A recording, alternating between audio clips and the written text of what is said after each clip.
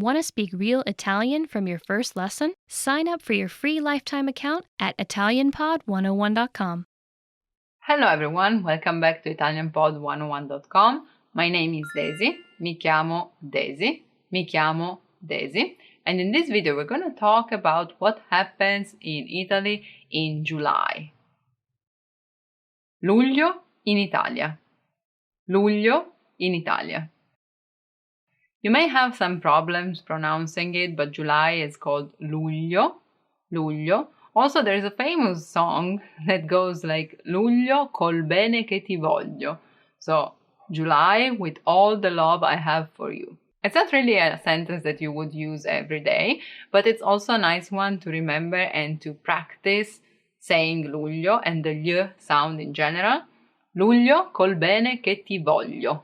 Voglio. Anyway, what happens in July in Italy? I'd say technically nothing, but also a lot. There are no specific holidays, so no bank holidays or big celebration like nationally, but also there are many sagre and feste, festivals, so feste, sagre and palio around Italy. Now we're gonna see what that means. Una sagra,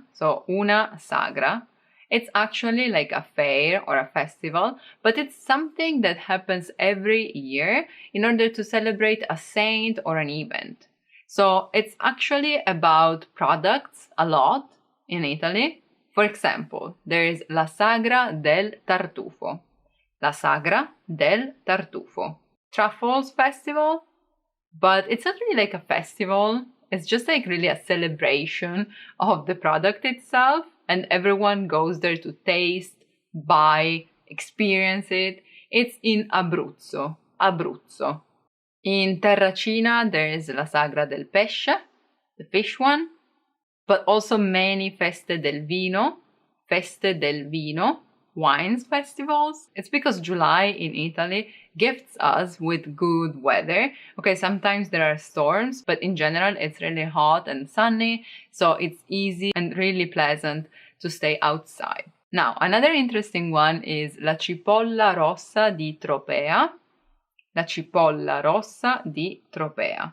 Red onion in Tropea, which is in Calabria, so South Italy. But there are also, what I was saying before, a lot of palio. This doesn't really have a translation because it's a celebration of a small town or city. It really celebrates the history of the place. In fact, you can find things like giullari, jesters, mangiafuoco, fire eater, or sbandieratori, flag waver, because bandiera means flag, so sbandierare is to move the flag around. So it's in many historical places. The most famous is Venice. There is La Festa del Redentore, so the Savior, the Redeemer, literally. It happens every third Sunday of July in order to celebrate the ending of the plague in 1575 and 1577. Actually, it lasted 2 years. So you see a lot of historical costumes, but also fireworks and gondole going here and there. Really traditional. In Villa Stellone, next to Turin, so northern Italy, there is Il Palio dei Templari. Templars Knights Palio. So here too, again, like Middle Ages, armors, and so on. In Umbria, you can find a really interesting one. It's Il Palio dell'Ovo. Ovo is an old way or dialectal way to say uovo, so egg. So something really peculiar of this palio is that the city divides in 3, 4, or 5, depending on how big it is, teams from different neighborhoods of the city. So in this specific one, what they do is they play, let's say, fire gun with eggs. So they have to hit each other. And the one that lost last year's competition is the one that today, so this year, is the target. and they get hit with eggs, which are not really fresh. And in the past, it was supposed to be with chestnuts, but then it was too painful actually, so they switched to eggs. So you can find a lot of typical and really old traditions that we still try to keep alive.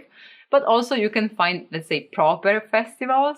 I don't want to say like the others are not, but something more modern. For example, there is the Jazz Festival in Umbria, which is kind of historical. In fact, its first edition dates back to 1973. Or also there is Lucca Summer Festival.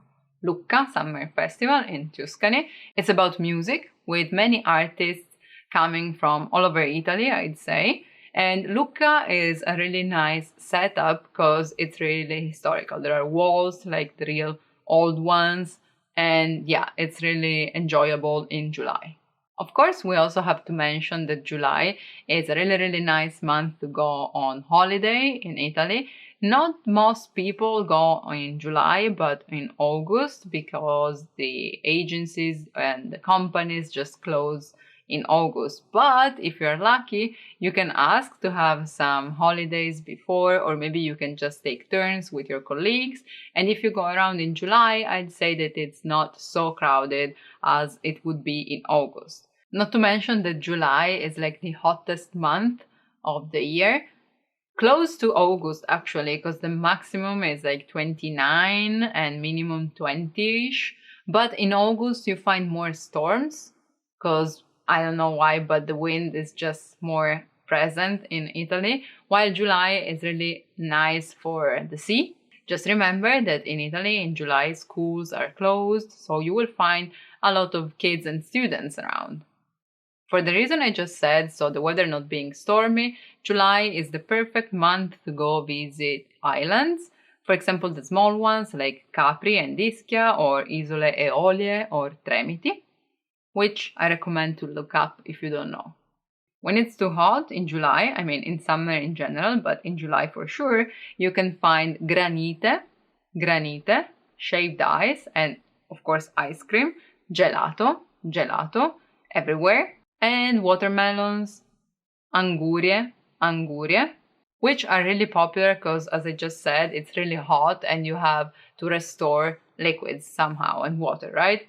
So it's the perfect month to eat a lot of ice cream without feeling guilty. Jokes aside, that was it for July in Italy. Let me know what you would try, or if you know any other particular festival that I don't even know about, write it down in the comments. And if while traveling you want to be able to have real Italian conversations with native speakers, make sure to click the link in the description and download our PDF lessons. I'll see you soon! Bye bye. Ciao, ciao. Want to speed up your language learning? Take your very first lesson with us. You'll start speaking in minutes and master real conversations. Sign up for your free lifetime account. Just click the link in the description.